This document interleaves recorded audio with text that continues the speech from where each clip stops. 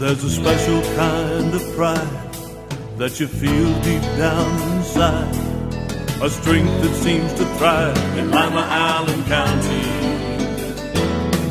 The American way of life, to get in gear and do what's right. An unbreakable forthright link called Real American Strength. Lima, Allen County, Real American Strength.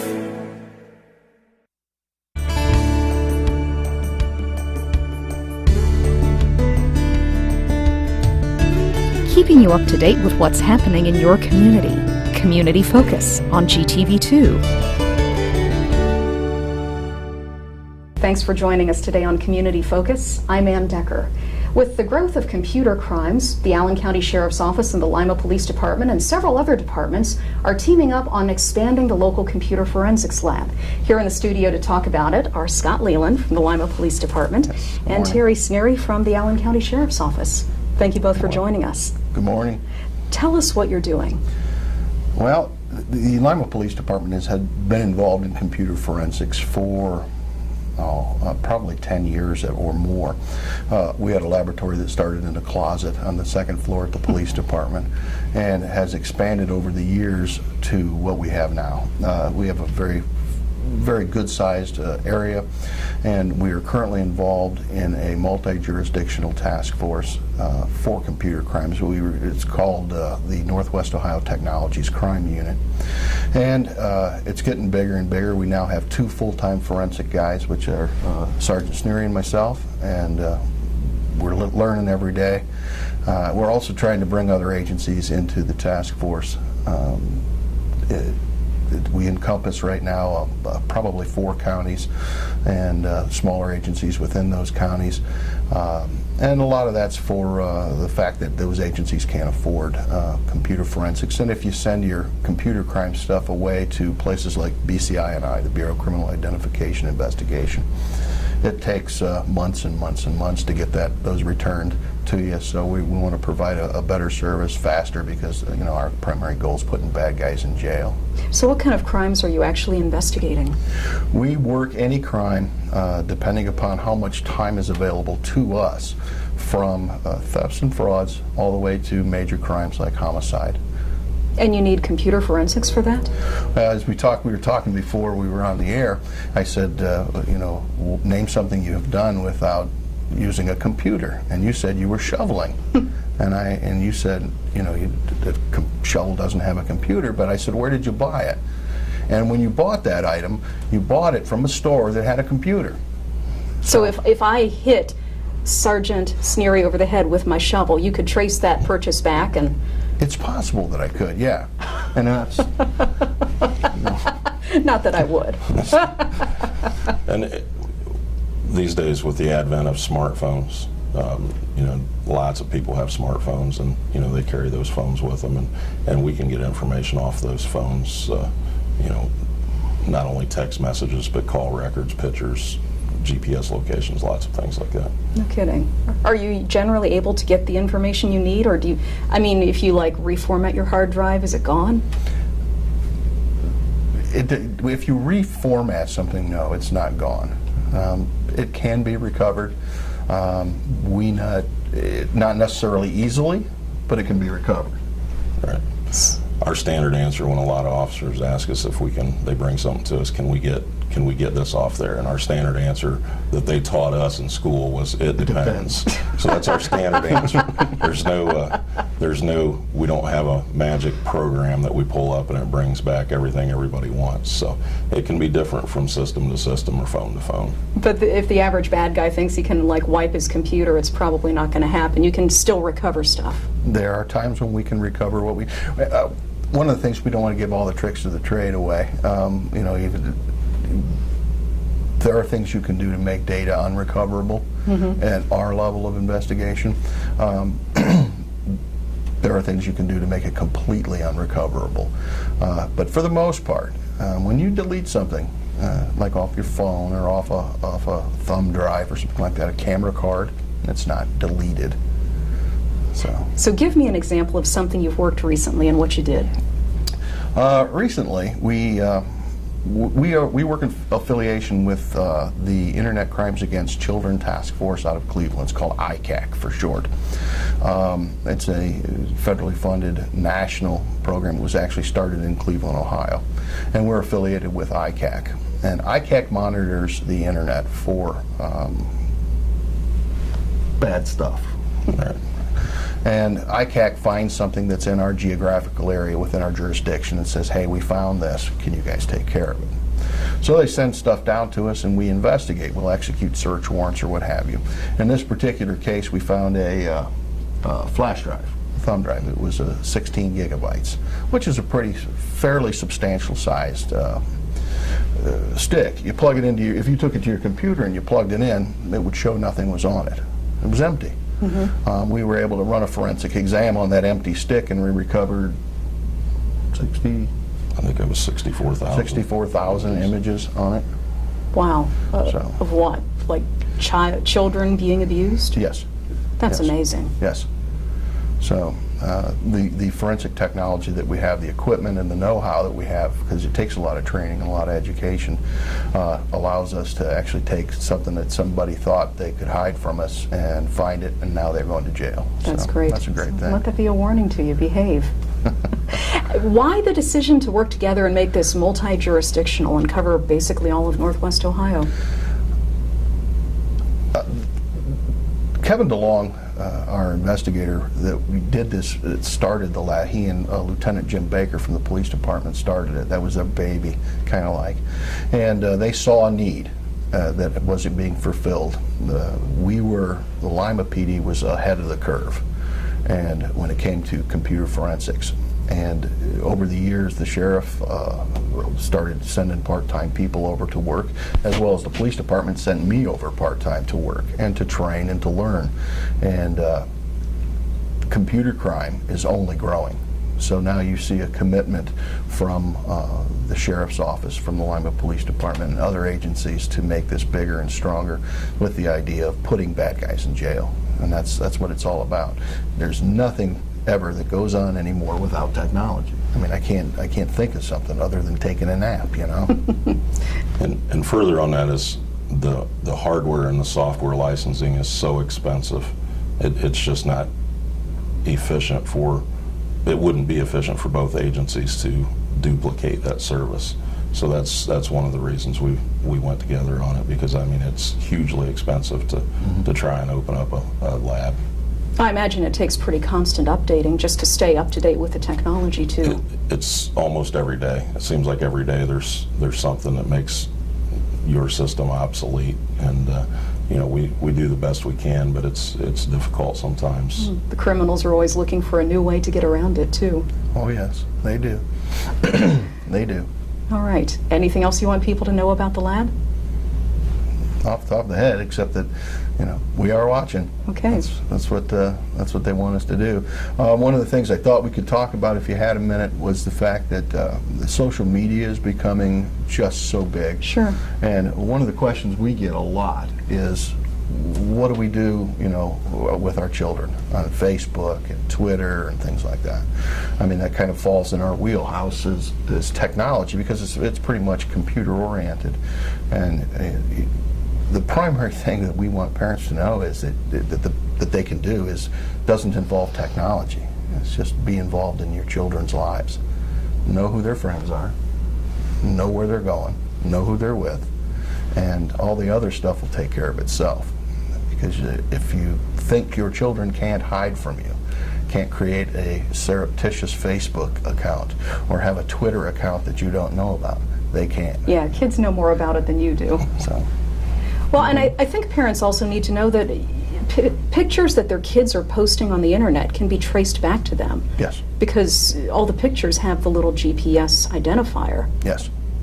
We call it, most smartphones have geotagging capability, and we have the ability to take pictures and look at them on their what we call hexadecimal level, and basically we're looking at characters of numbers, sets of numbers, and within those numbers is buried something called metadata, and part of that metadata is what kind of camera it was, what the flash setting was, things like that.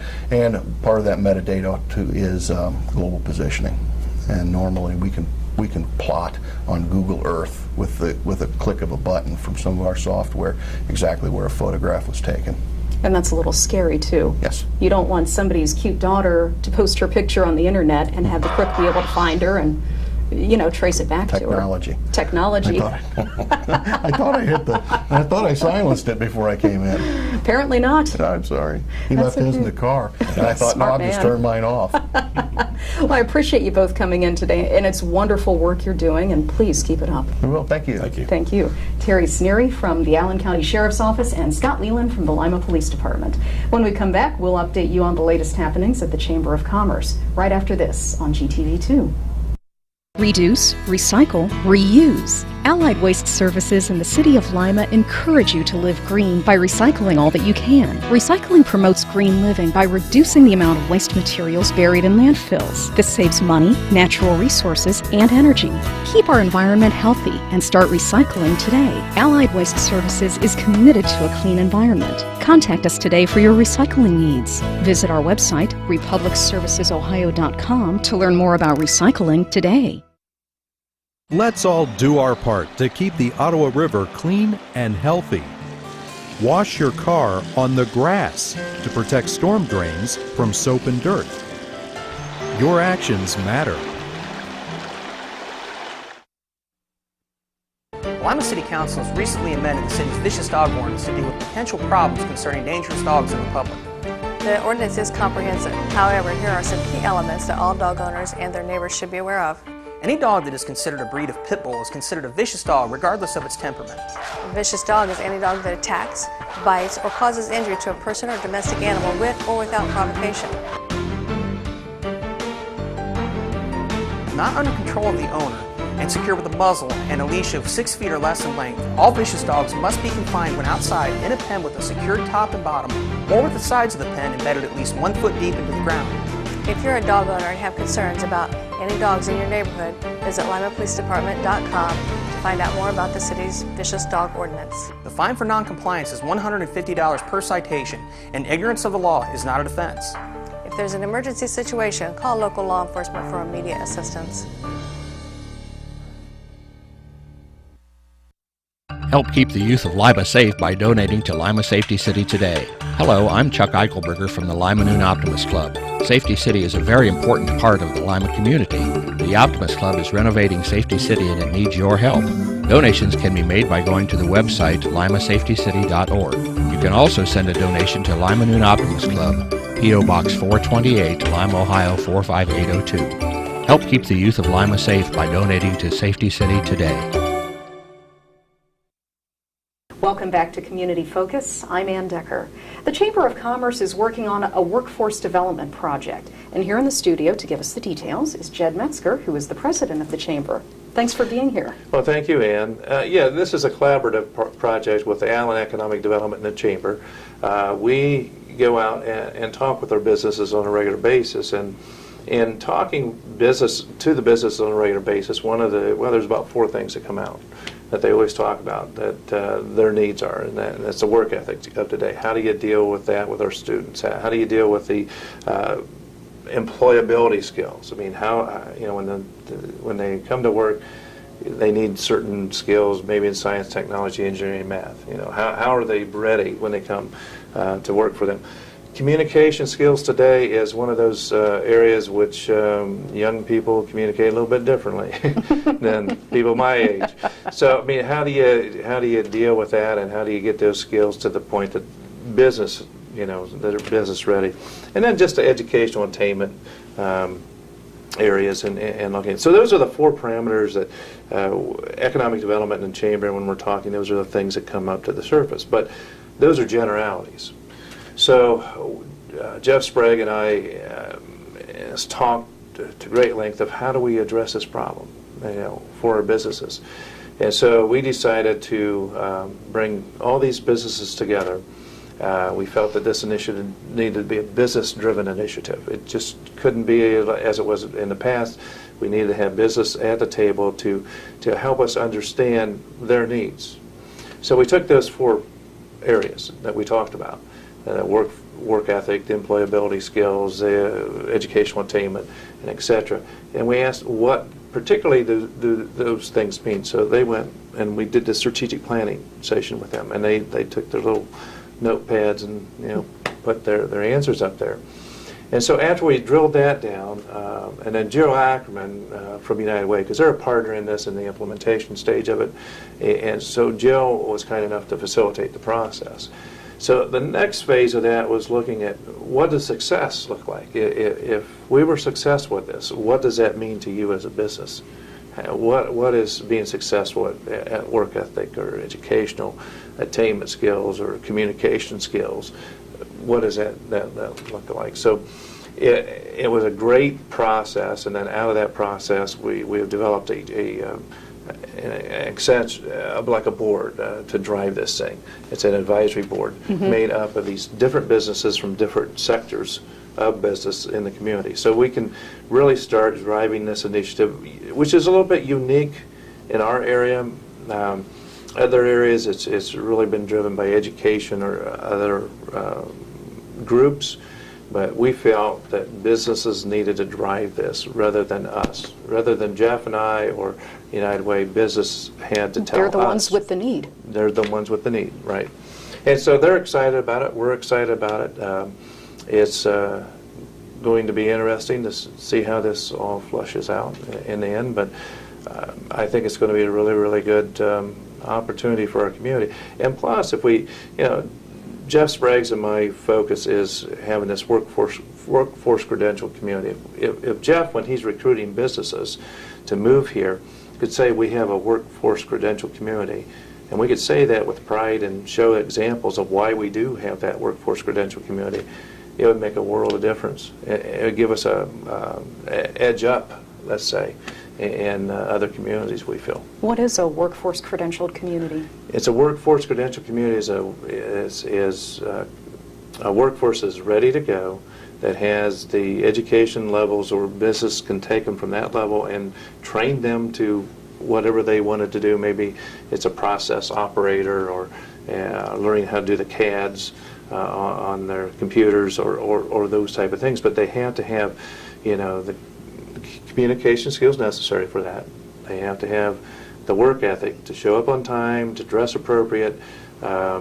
They have to have the skill level when they come into the workforce. So, they have to understand what businesses need, and the kids have to understand today, because this drives all the way back down to elementary. That's where the implementation stage of this gets into, because the kids really need to understand if they want to work for a company today, and they're good paying jobs. I mean, the average manufacturing job is like $75,000 a year. Excellent. So if the kids want to work for a company, they need to understand these type of things.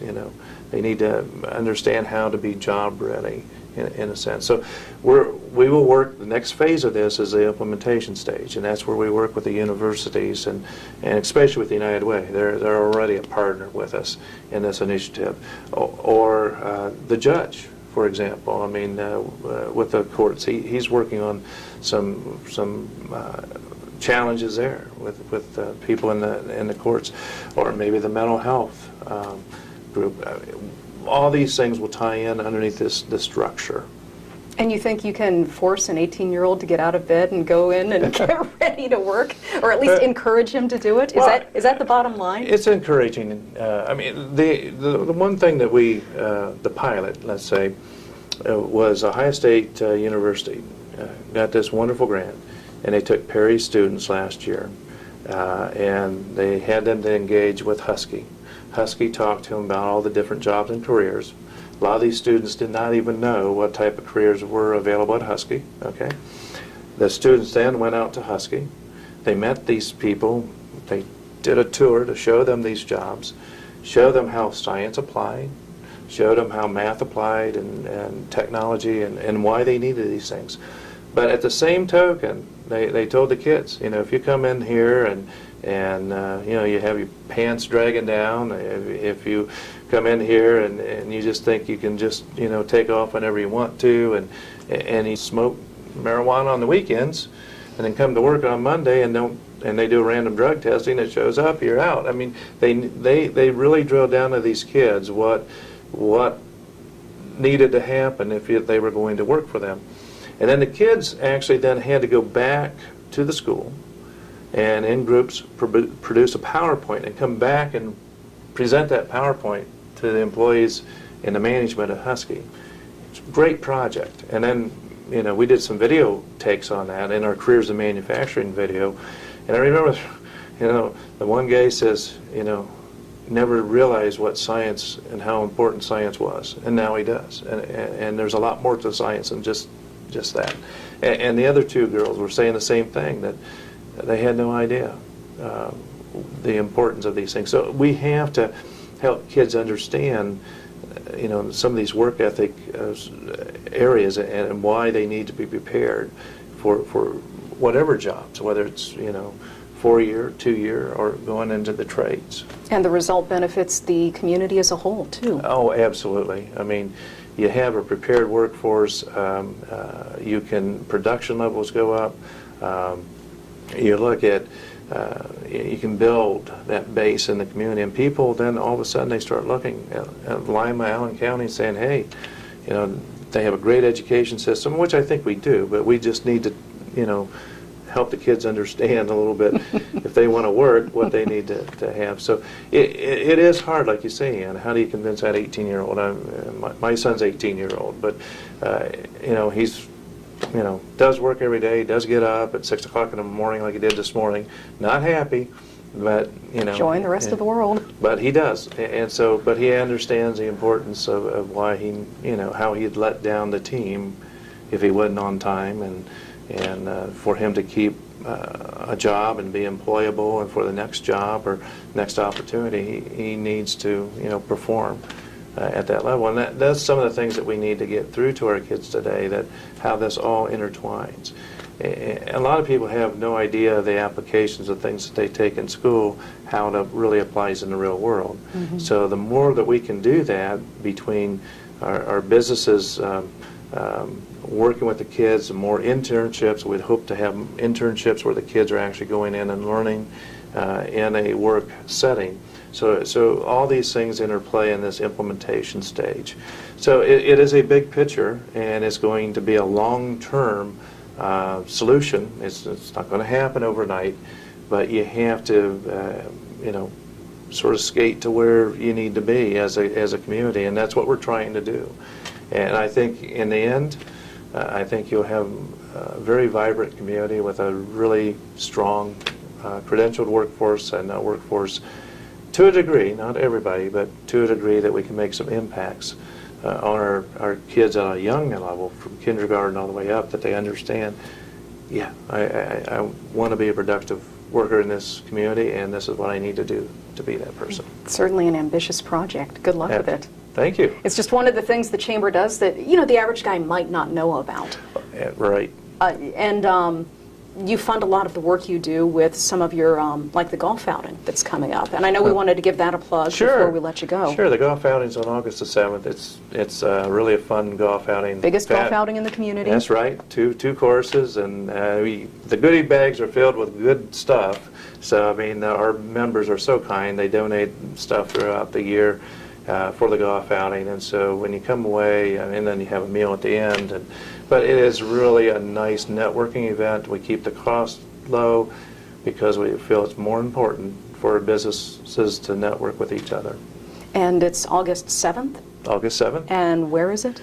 I think this year it's Colonial and Hawthorne, if I'm not mistaken. I could be mistaken on that. How do people sign up? They just call the Chamber at 419-222-6045, or go on our website at www.limachamber.com. Okay, and I know limachamber.com is a wealth of information on everything going on, not just at the Chamber, but throughout the community, That too. is true.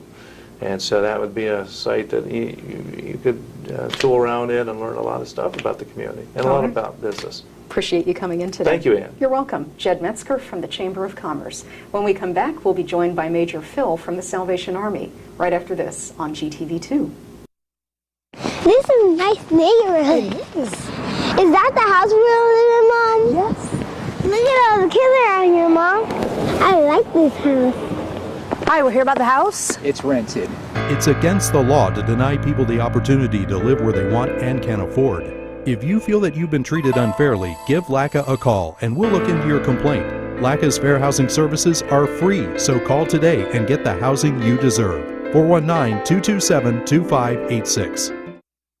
Crime Stoppers is still active in the Allen, Putnam, and Van Wert counties. Our goal is to assist area law enforcement officers to identify and locate individuals who have committed crimes. If you have any information about anyone who is responsible for committing crimes, please call Crime Stoppers at area code 419-229-STOP. Crime Stoppers,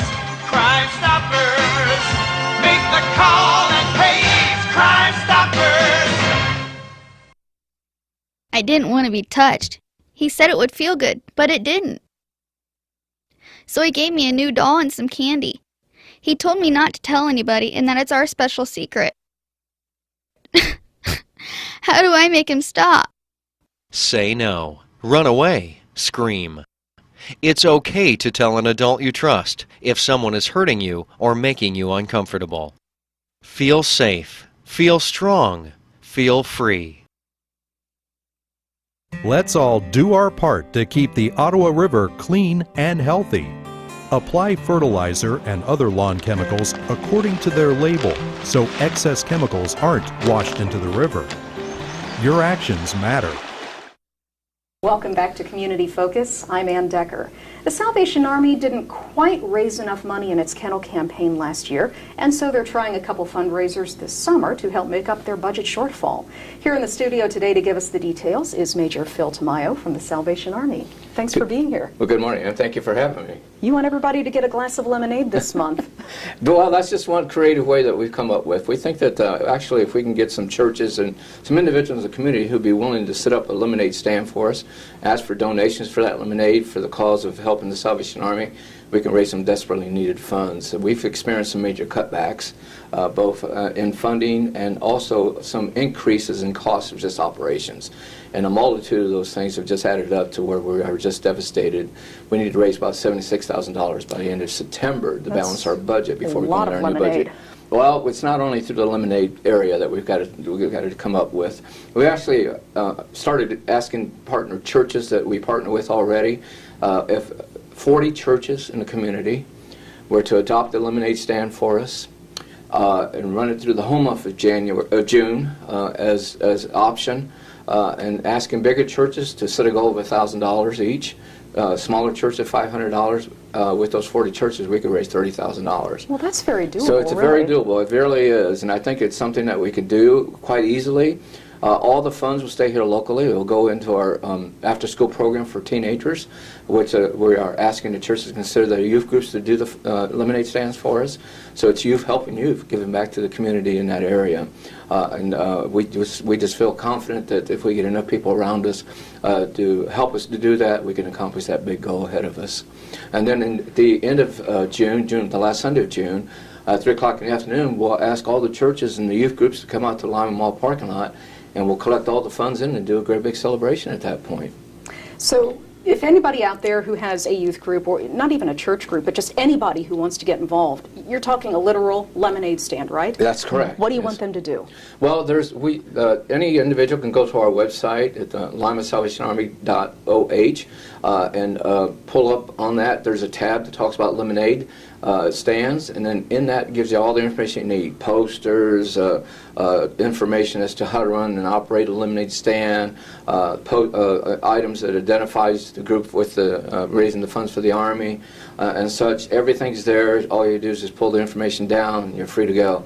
We ask churches to consider, individuals just consider setting up a lemonade stand at their place, at churches or businesses, or just go out in the community and set them up, and people will respond. I really truly believe they will, and we can raise those desperately needed funds as such. The lemonade stand would bring in only about half of what you need. You're also planning a Christmas in July to make up the rest of it. That's correct. We have to fall back to our old traditional red kettle stands that have proven over the years to be very profitable for us in raising those funds that we need.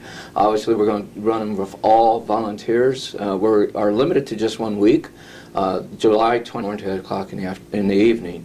We're asking individuals or youth groups or just businesses, service clubs or whoever who could come alongside of us and man those kettlebells for us.